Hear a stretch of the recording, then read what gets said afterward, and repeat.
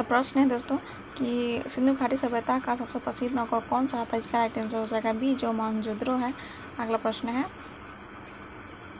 कि हड़प्पा सभ्यता की नदी किसके किनारे स्थित है। तो इसका राइट आंसर हो जाएगा सी, रावी नदी के किनारे स्थित है। अगला प्रश्न है दोस्तों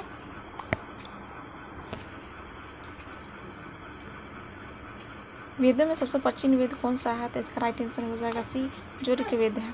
ठीक है। अगला प्रश्न है आर्यों का मुख्य व्यवसाय क्या था। इसका राइट आंसर हो जाएगा बी, कृषि या पशुपालन था। अगला प्रश्न हो जाएगा गायत्री मंत्र किस वेद से मिलता है। गायत्री मंत्र किस वेद से मिलता है। इसका राइट आंसर ऋग्वेद से मिलता है।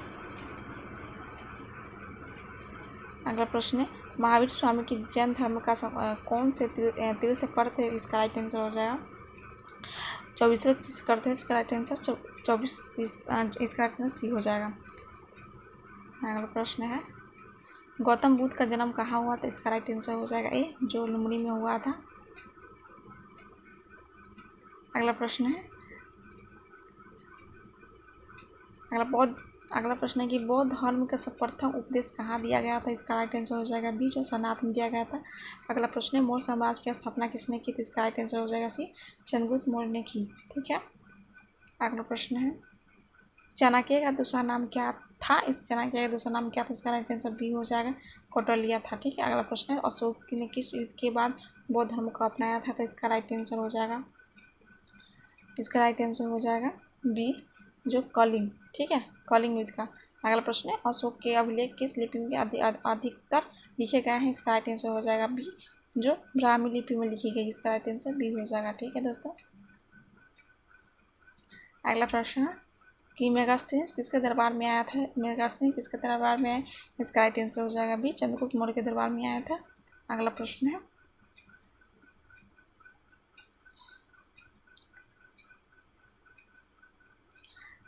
है कि अर्थशास्त्र के लेखक कौन है। अर्थशास्त्र के लेखक कौन है। तो इसका राइट आंसर हो जाएगा बी, जो कौटिल्य। अगला प्रश्न है गुप्त वंश के संस्थापक कौन था। गुप्त वंश का संस्थापक कौन था। इसका राइट आंसर हो जाएगा श्रीगुप्त था। अगला प्रश्न है कि भारत का नेपोलियन किसे कहा जाता है। इसका राइट आंसर बी हो जाएगा, जो समुद्रगुप्त को कहा जाता है। अगला प्रश्न है जो कालिदास किसके दरबार में आए थे। कालिदास किसके दरबार में आए थे। इसका राइट आंसर हो जाएगा सी, चंद्रगुप्त द्वितीय के दरबार में आए थे। अगला प्रश्न है कि अजंता की गुफाएं किस राज्य में है। अजंता की गुफाएं किस राज्य में। इसका राइट आंसर हो जाएगा बी, महाराष्ट्र में है। अगला प्रश्न है नालंदा विश्वविद्यालय किस राज्य में था। नालंदा विश्वविद्यालय किस राज्य में था। तो इसका राइट आंसर हो जाएगा ए बिहार। ठीक है। अगला प्रश्न है हर्षवर्धन की राजधानी क्या थी। इसका राइट आंसर हो जाएगा कनौज थी। ठीक है। अगला प्रश्न है दोस्तों कि पणिनि किस विषय के विद्वान थे। इसका राइट आंसर हो जाएगा बी, जो व्याकरण के विद्वान थे। ठीक है, व्याकरण के। अगला प्रश्न है आपका चरक किस क्षेत्र से संबंधित है। तो इसका राइट आंसर हो जाएगा चिकित्सा से। अगला प्रश्न है सुश्रुत किस क्षेत्र में प्रसिद्ध है। तो इसका राइट आंसर हो जाएगा सकल चिकित्सा से। अगला प्रश्न है आर्यभट्ट किस क्षेत्र से महान विद्वान थे। तो इसका राइट आंसर हो जाएगा गणित एवं खगोल से। ठीक है।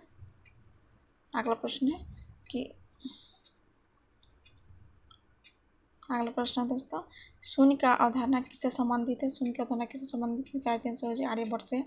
अगला प्रश्न है विक्रम संवत के प्रारंभ किससे माना जाता है। इसका राइट आंसर हो जाएगा विक्रम द्वितीय से। अगला प्रश्न है बौद्ध धर्म के संस्थापक कौन थे। तो इसका राइट आंसर हो जाएगा बी, गौतम बुद्ध है। अगला प्रश्न है जैन धर्म के प्रथम तीर्थकार कौन थे। तो इसका राइट आंसर हो जाएगा सी, ऋषभदेव थे। अगला प्रश्न है बोध गया किसके कारण प्रसिद्ध है। बोध गया किसके कारण प्रसिद्ध है। ये बुद्ध के ज्ञान प्राप्त हुआ। ठीक है। अगला प्रश्न है हड़प्पा सभ्यता के प्रमुख बंदरगाह कौन सा था। तो इसका राइट आंसर हो जाएगा आप लोग का मालूम है तो प्लीज़ कमेंट बॉक्स में जरूर बताएं। आप लोग इसी तरह का नॉलेज वीडियो अब तक पहुँचता रहेगा। ठीक है, तो इसका आंसर हो जाएगा लोथल। अगला प्रश्न है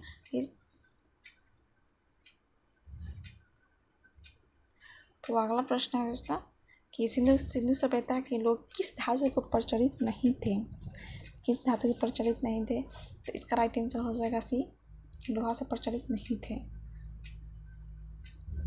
यहाँ पे दिया हुआ दोस्तों कि वेदों की संख्या कितनी थी, आप लोग जानते हैं तो कमेंट बॉक्स में जरूर बताएं वेदों की संख्या कितनी थी। तो इसका राइट आंसर हो जाएगा, इसका राइट आंसर हो जाएगा सी। क्या हो जाएगा इसका राइट आंसर? सी हो जाएगा 4। अगला प्रश्न, सबसे प्राचीन महाजनपदों की संख्या कितनी थी। तो इसका राइट आंसर हो जाएगा सी 16। ठीक है, हाल दोस्तों बता दे रहे हैं। मगध की प्रथम राजधानी क्या थी। तो इसका राइट आंसर हो जाएगा ए, जो राजगीर थे। अगला प्रश्न है, बिंदुसार किसका पुत्र था। बिंदुसार किसका पुत्र था। तो इसका राइट आंसर हो जाएगा बी, चंद्रगुप्त मौर्य का। ठीक है, अगला प्रश्न है कि फयान भारत कब आया था। आप लोग जानते हैं तो प्लीज़ कमेंट बॉक्स में जरूर बताएं फयान भारत कब आया था। तो इसका राइट आंसर हो जाएगा ये चंद्रगुप्त काल में। ठीक है, अगला प्रश्न है, हिंदुस्तान किसके शासनकाल में भारत आए थे। किसके शासन भारत में आए थे। इसका राइट आंसर हो जाएगा बी, हर्षवर्धन का। ठीक है, अगला प्रश्न है कि गुप्त काल में किसके स्वर्ण युग को कहा जाता है। तो इसका राइट आंसर हो जाएगा जो भारत का। ठीक है, गुप्त काल किसका स्वर्ण युग का कहा जाता है। तो इसका राइट आंसर हो जाएगा भारत का। अगला प्रश्न है